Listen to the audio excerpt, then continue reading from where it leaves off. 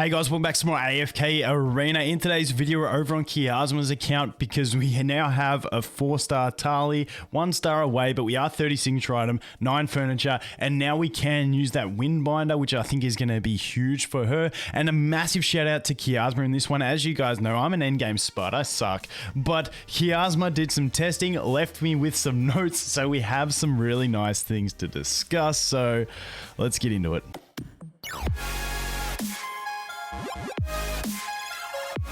Okay, so the reason I think she's going to be a lot better now that we can use the windbinder is she's going to get that ult off faster, and the ult is her main form of support. Now, we focused on the part of the fact that she does do decent damage, but it's not like crazy carry damage. However, I think the thing that we're really going to have to narrow down on is just this 3 furniture, and the fact that you are getting that attack rating increase and the haste increase for 7 seconds. Now, the haste is 20 points. Now, you go, how much is 20 points of haste?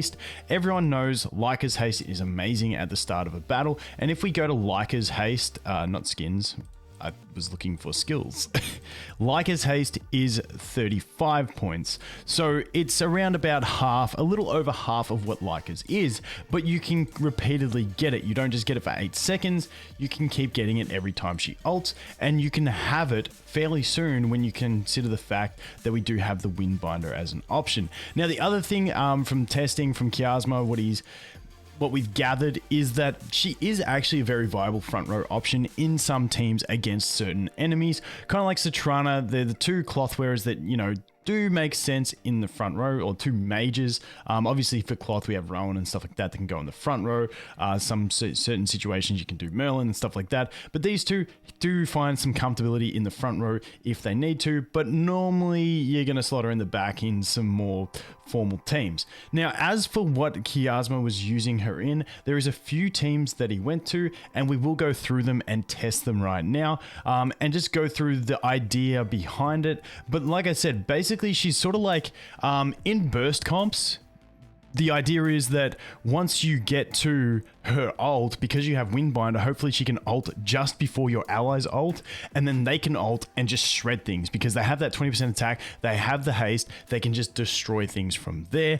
In more sustained comps like Grizzle teams and stuff like that, she just offers that continual haste and attack to basically just make things happen quicker, which is going to advantage the team. So we're looking at her more of a consistent, more like a Leica purpose with the consistent buffs, but it is a little bit less on the haste, but you do get the attack, and that's where we're going to sort of see the main gameplay. Now, as for bosses, because people were asking me about bosses, and I've checked around Discords and stuff like that, I've seen some people think she's okay in bosses, so I think she might be a decent substitute in bosses. I don't think she's part of the key meta team yet, but, you know, metas always evolve, and someone might find something out that puts her in there, and if she does become a meta unit in any of the bosses, I will let you guys know. But as for now, she seems a decent unit. Like, if you just really want to build her because you love the design and stuff like that, you will find some use out of her in the bosses if you get her to that 3 furniture.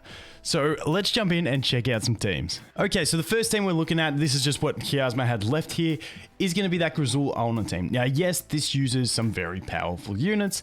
I get it, we don't want to test them only with the most powerful units, so we will go on to other teams. But this one, she basically just, like I said, it functions as basically like a speed battery for the team to let things happen quicker and sort of assure you win. You get your support, you get your CC off faster, you get your immunities, you get your damage out faster and all that stuff, and she will probably carry the damage. So let's just jump in, take a look at the team and see what it can do. I'm not changing it from the formation he has, so hopefully he had it in a winning formation. So she's sitting in the back there, and she is very tanky when she gets low, which is really nice, protecting her from those Estrada run-throughs and stuff like that. She's going to get some decent damage off as well. Now, we did lose the Desara, but as you can see, everything else is looking pretty peachy in this team. Everything happens really fast. We are going to slow everyone down with the Ulna in a second, and hopefully we did just lose her, unfortunately, so that now it's just going to be a Grizzle carry, but we pretty much have that Brutus almost dead, Estrada's almost dead, and then we just have, you know, a Forks to deal with, and we're pretty much done from that point. Now, keeping in mind she did die, let's check out the damage and see what she managed to do in this type of team. And Grizzle definitely topped the damage. In the replay that Kiasma did show me, she actually had the top damage, but you know, the battery haste thing is what she was really looking at. Did absorb a fair bit of damage as well.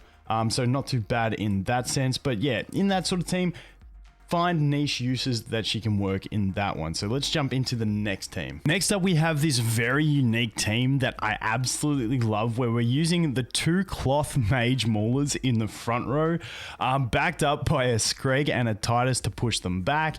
It's basically just a Scrag invade team that's very YOLO. You got no heals in the team. You're just relying on putting that pressure on so hard that the enemy team can't do anything about it. And you've 2 front row units have mass mitigation, basically making them take the brunt of the damage, and then both of them have something behind them that's going to bring a little bit of CC. So up the top, we've got the Titus coming behind, who's not going to take early damage, so he's going to survive, and he's going to be able to run through, knock back the Sorrows, and put in that CC with the Fear.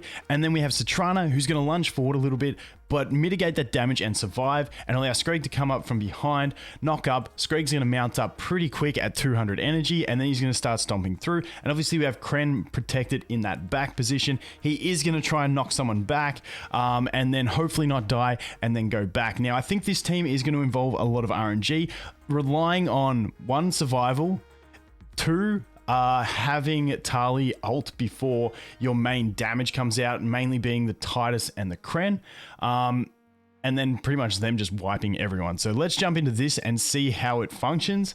I got really excited when Kiasma suggested this team. So as you can see, Thali just survives in that front row. We did lose the Citrana, unfortunately, and we lost the Titus. So this is going to take a couple retries. I may end up just doing retries until we get actual victory that we can replay.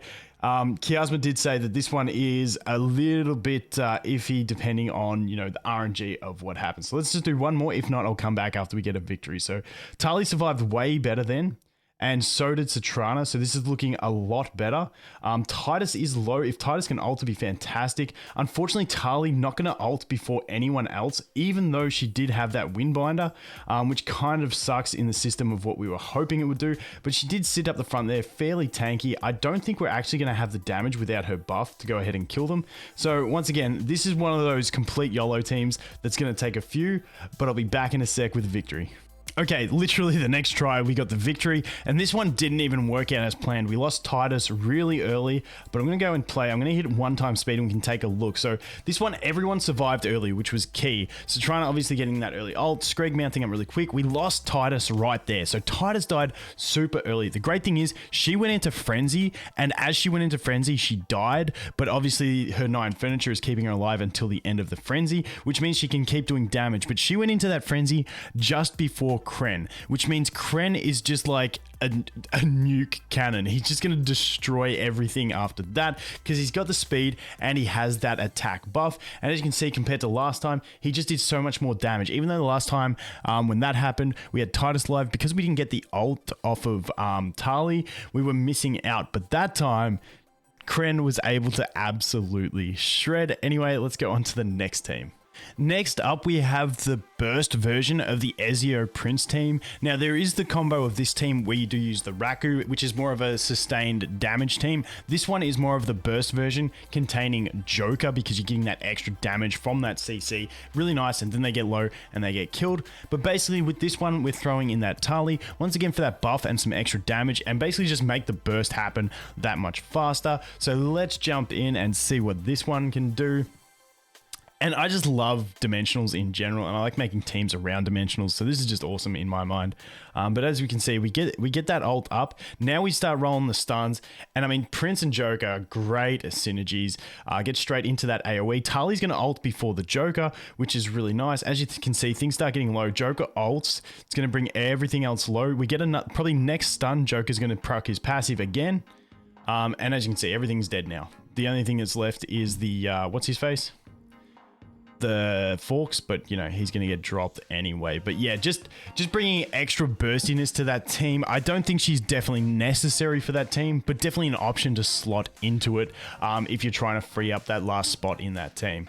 And finally, we do see the burst comp. Now, this comp is like very popular in PvP as well, but for this one, we're going to show it over here. But the idea behind this team, which I really like, and we spoke about her being like Leica, is that by the time Leica's haste buff drops, if you haven't killed anything, you're going to follow it up with the Thali buff, which is then going to further enhance everything. And because Leica's buff hangs for 8 seconds, and you have the Leica haste and the Leica energy increase at the start of battle, you've got a good chance to overlap these two and just get some crazy burst capabilities out of it. So let's jump in and take a look, see if we can get some winning action happening. So obviously we're going to have the zap going in there. Leica dies really quick, but it's okay because we got what we needed out of the Leica. Now Thali's going to pop that buff, giving the attack buff and everything, and Zafrael is just about to ult, which is perfect. So he's going to just go ahead and die, which sucks and was not what we had planned, but we do have the option for Zolrath to reset if we can get even that out. But as you can see, she's actually doing some decent damage. We are going to fail that. Hopefully she dies before Zolrath.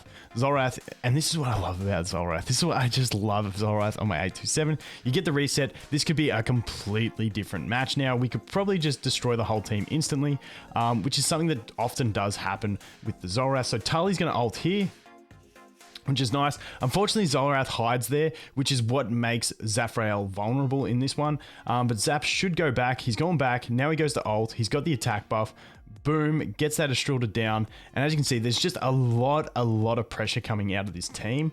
And even Thali bringing that extra damage to the team as well is a decent option. Now, once again, for these teams, I'm not saying she's optimal. This is the best team for her, or she is the best unit to put into these teams. But I'm just saying she is an option, and this is some testing that has been done with her. I still have yet to see in a team where she is just the #1 option. You have to have her, but hopefully this has some viability. So if you just really want to get that frame and you want to get her ascended, slap her to 3 furniture and hopefully you can find some uses for her. But anyway, that is going to be the end of this testing. Once again, a massive shout out to Kiasma, not only for letting us on his account all the time, but also for all the testing he does and the information he passes to me. Really appreciate it, dude. Anyway, guys, thanks for watching. Hope you have an awesome day, and I look forward to seeing the next one. Cheers.